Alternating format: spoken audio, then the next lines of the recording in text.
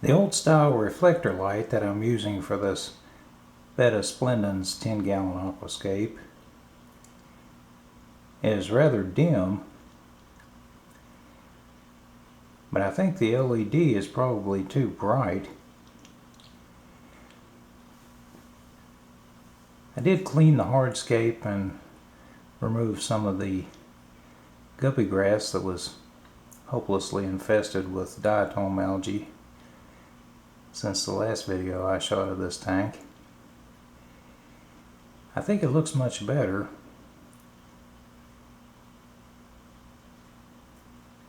But probably with the old style hood, it'll be more attractive with a bit lower light. Yes, that's probably the way to go. With lower light, the tank shouldn't have as much of an issue with algae growth. Najas, or guppy grass, is a fast-growing, easy plant.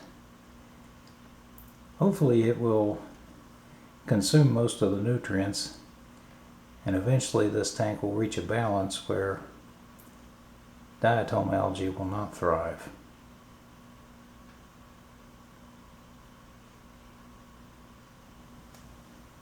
The 2.5 gallon scud culture, to which I moved the guppy grass, is looking better and better. The scuds quickly removed all of the diatom algae from the guppy grass. Previously I put the stems from water wisteria in this tank, stuck them in the substrate, which is largely coal slag and compost, hoping that they would regenerate.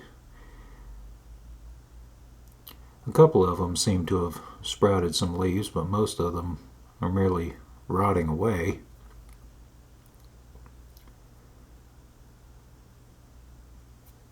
The only plant that the scuds seem to go after is Java moss. I put some Java moss in this tank that was infested with algae, knowing that the scuds would devour it, and basically overnight they stripped the leaflets off of it. But that's fine. I have Java moss doing well in my 10-gallon shrimp colony.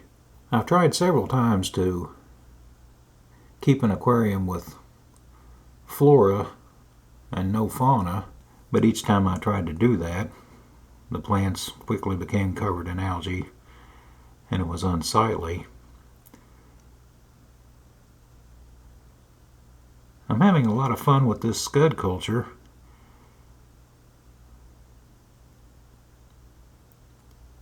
It makes me wonder if I might like to keep several aquaria with scuds as the only fauna, as they keep the plants and hardscape free of algae.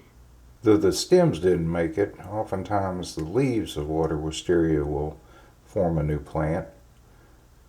So I'm letting them float in the scud culture until they sprout some roots and I can plant them in the substrate.